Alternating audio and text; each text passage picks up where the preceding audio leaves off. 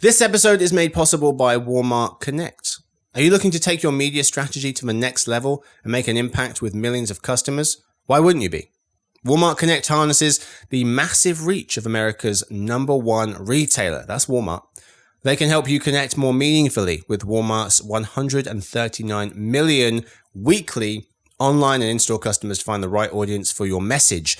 They use Walmart's proprietary customer purchase data to help you out by precisely targeting even niche audiences at massive scale. You can type in walmartconnect.com to see how they can help you find the customers that you want at the scale that you need. The majority of the population being incredibly young, they'll do it on behalf of their parents and they'll make these accounts for them and they'll be like the password keepers. And like, even if you think a US Hispanic adult is operating on a platform, it's more likely that their adult child, not even non-adult, their teenage child is running their account.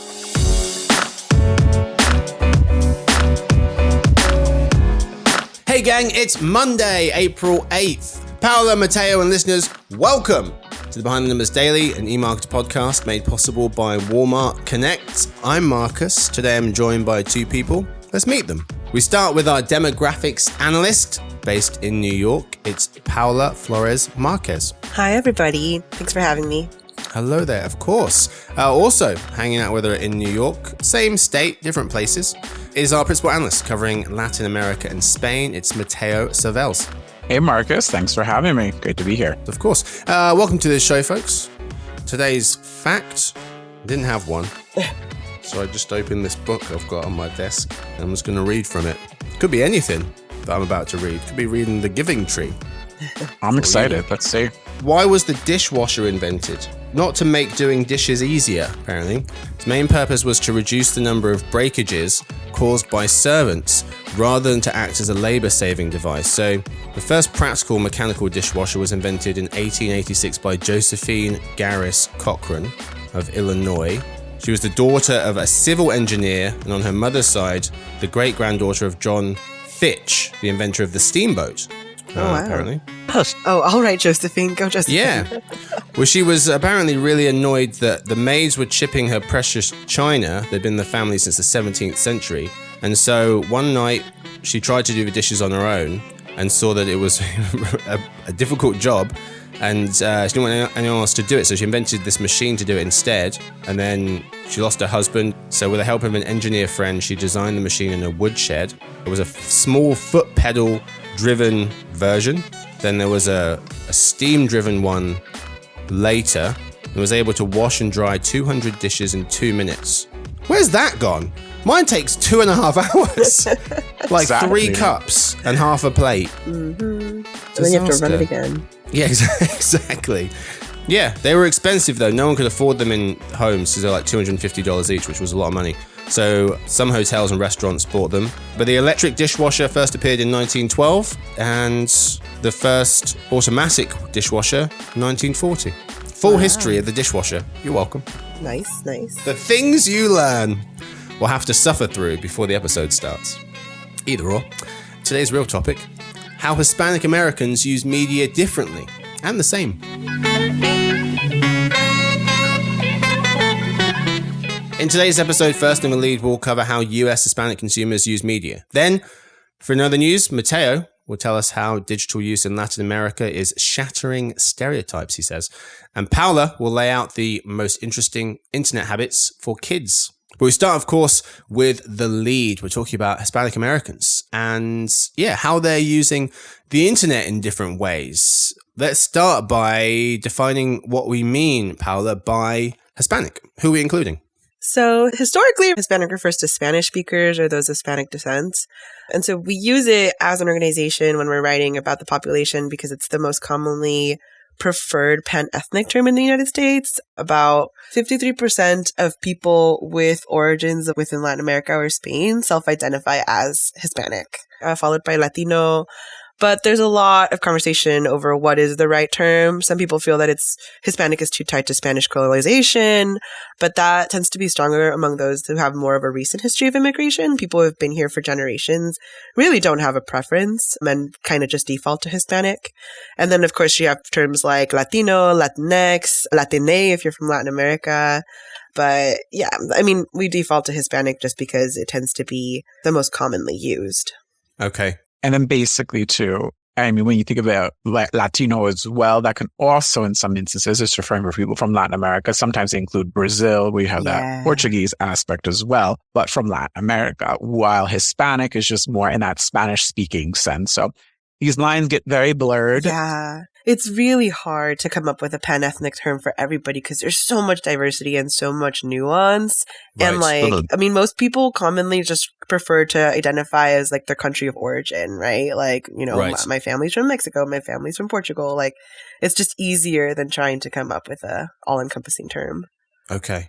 So, yeah, you mentioned, we're talking about Hispanic, but you also mentioned the word Latino, and the census, the US Census, combines the two. So it says Hispanic or Latino, and that makes them the second largest ethnicity.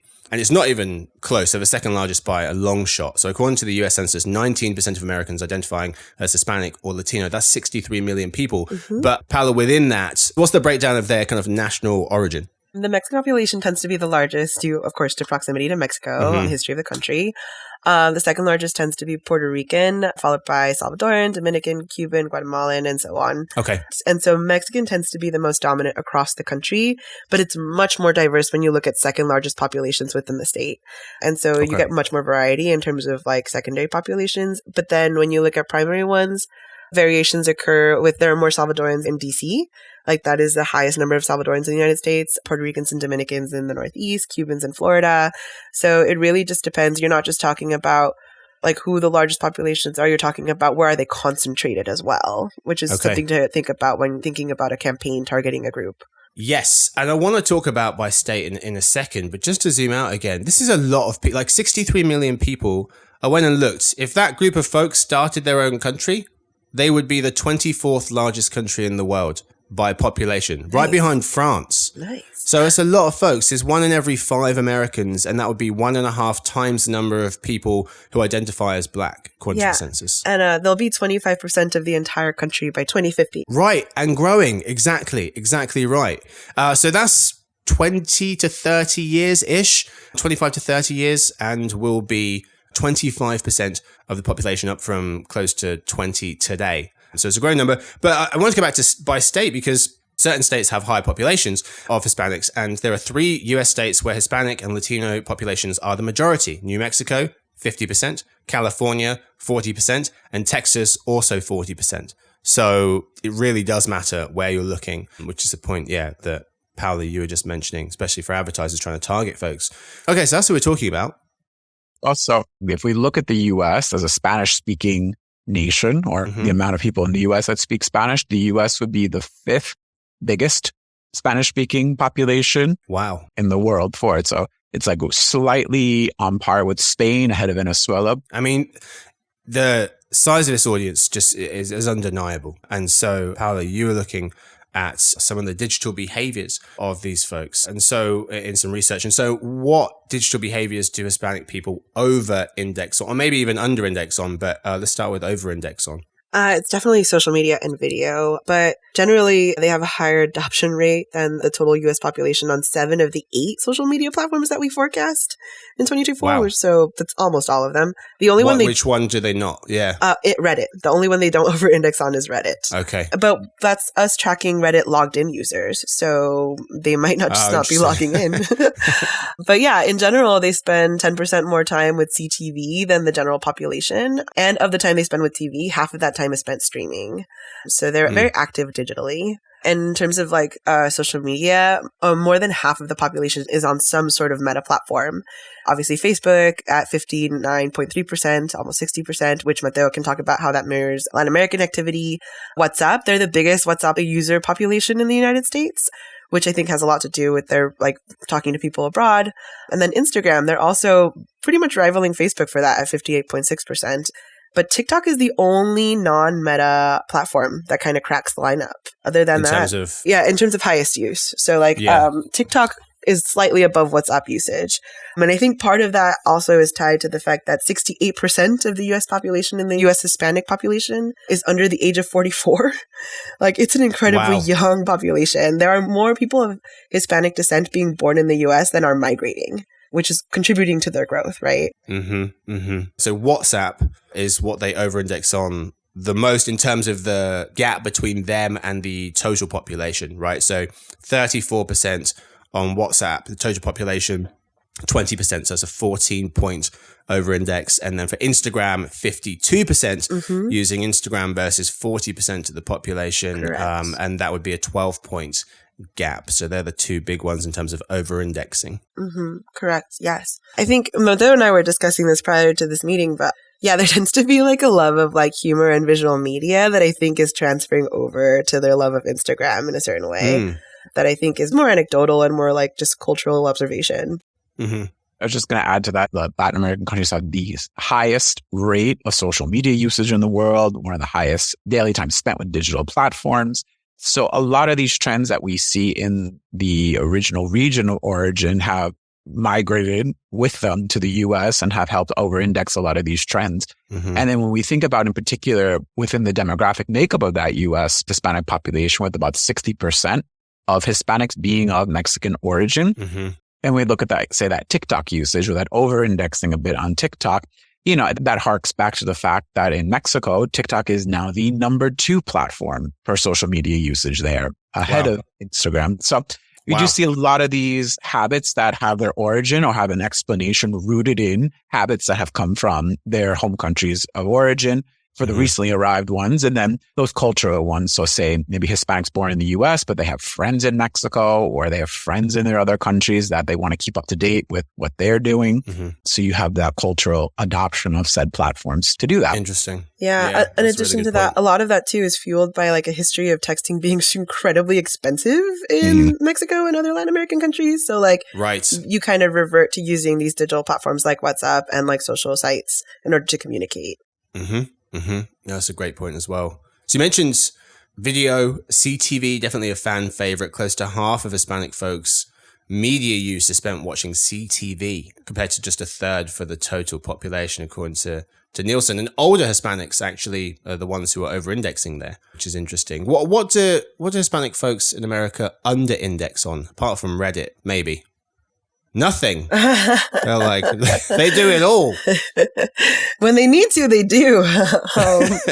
Where there's a will, there's a way. Something to touch on that I don't think gets touched on a lot is that even those who don't know how to use all these platforms have strong social networks where they rely on kids or people within their households to do it for them. Right. And so you have children who are the majority of the population being incredibly young. They'll do it on behalf of their parents and they'll make these accounts for them and they'll be the password keepers. And even if you think a US Hispanic adult is operating on a platform, it's more likely that their adult child, not even non-adult, their teenage child is running their account. So in your research, you do write that you say about how the predominance of multi-generational households impacts digital behaviors, this being the main way. I would say so. I think this is more true for recently arrived families who are still trying to figure out how to navigate a lot of these systems. They often rely on members of their family who are more confident in their English speaking abilities and more technologically adept. And so there's some sort of a symbiotic relationship or a dependent relationship there.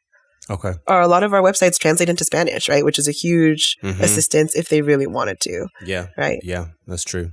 So we were looking at a piece of research from Pew on how Hispanic Americans get their news. The headline figure being that over half of all Latinos preferred to get their news in English, the study said. When you split that group into US-born and immigrants, US-born Latinos overwhelmingly preferring to get their news in English. That's over 80% versus 26% of immigrant Latinos. Healthy share of each group said they like to get their news in both languages. But Mateo, I'll start with you. What stood out to you the most about how Hispanic Americans get their news? As you see kind of that Hispanic population becoming more acculturated into the U.S. society, we do see then that English language becoming a bit more dominant, but still maintaining that bilingualness and kind of that, even that hybrid of Spanglishness, which I think that to me was a really interesting takeaway. And I think the other takeaway was just the amount that digital platforms and devices represent in terms of that news consumption, particularly the prevalence of social. I believe it was like maybe 21% social, 23% TVs. Paula? The biggest standout note for me was podcasting you up 7%.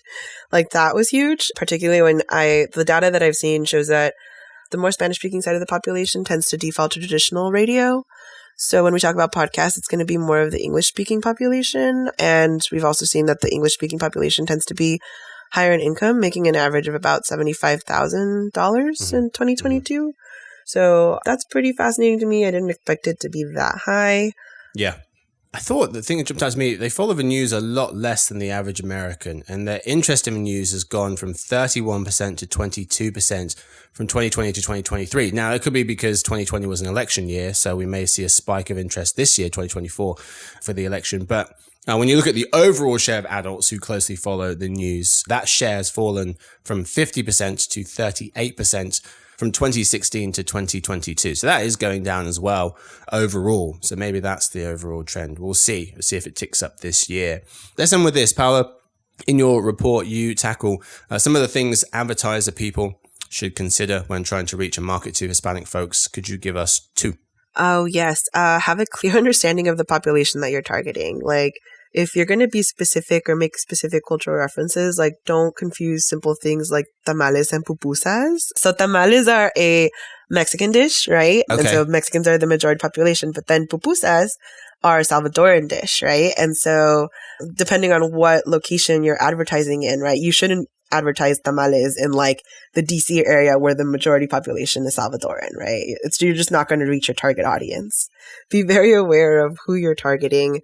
And then the other one is the best time to reach Hispanic consumers tends to be in the lead up to major holidays and events, right? So it's a time of gathering. A lot of people spend that time together. They travel a lot. So Christmas is one of the biggest annual holiday for almost every Hispanic ethnicity. And most families celebrate the night before, so keep that in mind. They don't celebrate the day of, so also be aware of those cultural differences. But there are other events, like the World Cup, right? Where like a lot of Hispanic communities will start rallying around whatever country is left that is from the region. And so that's another opportunity to sort of like tap into that unity in a way that you don't normally get to do because there are so many differences within the population. Okay. Or the forever battle between who created the arepa. Is it Colombian arepa or Venezuelan arepas? That will be a battle for listeners to comment in. I had an old roommate who was Colombian, so I have to side with her out of loyalty to her. I have to say the Colombian. It's my partner is Venezuelan, so I gotta go. Oh no! I mean, we're continuing this in the office. We've got conflicts. Well, the full report is the U.S. Hispanic Consumer Media Habits 2024. Above average streaming and social media use offer a direct path for advertisers. The link is in the show notes, or you can head to emarketer.com if you want to read the full thing. That's what we've got time for the lead, time for the fourth quarter of the show. Today in other news, how are Latin Americans breaking digital stereotypes, and how are kids using the internet? Story 1. How are Latin Americans breaking digital stereotypes? Mateo, in your latest piece of research, you note that the share of Latin Americans who are now online went from 64% to nearly 74% in the past 5 years.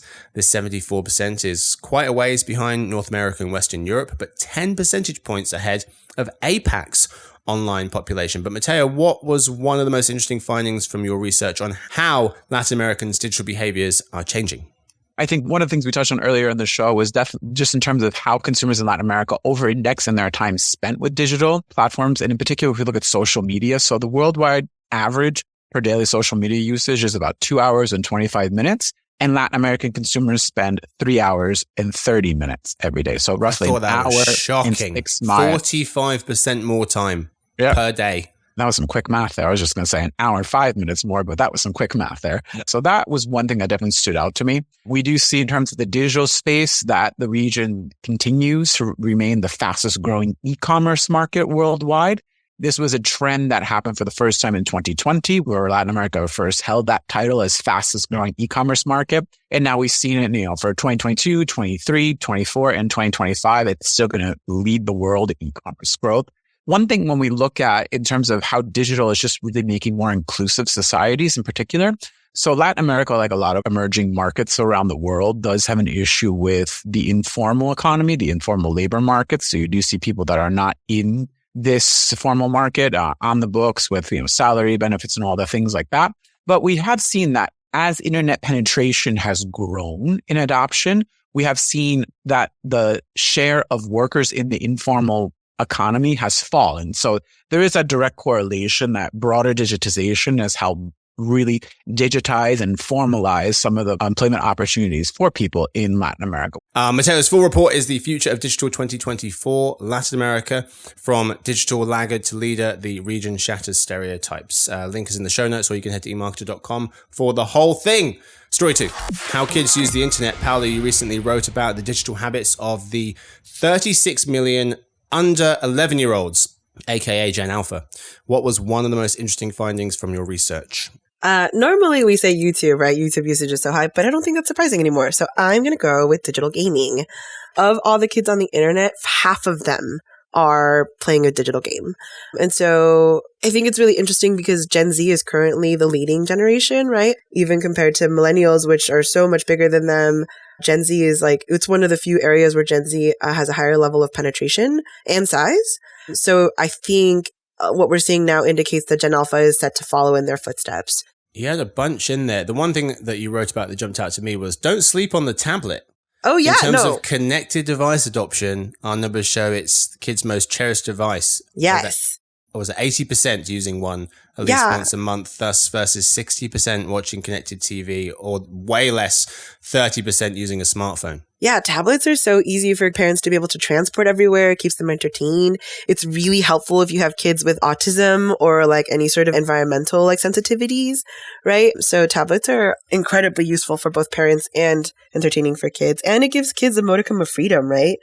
They've learned how to use YouTube pretty efficiently, and it gives them some level of control at an age when they're starting to push those boundaries of what that looks like. Yes, indeed. That's what we've got time for this episode. Thank you so much to my guests. Thank you to Paula. Thank you so much, Marcus. Thanks for having us.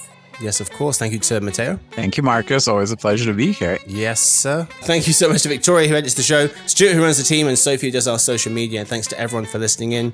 Hit subscribe or follow, and also the bell icon to turn on notifications for new content. Thanks to everyone for listening in to the Behind the Numbers Daily and eMarketer podcast, made possible by Walmart Connect. Tomorrow you can hang out with host Rob Rubin on the Banking and Payment Show as he talks with Grace Broadbent and Tyler Van Dyke all about cryptocurrency and Bitcoin's resurgence.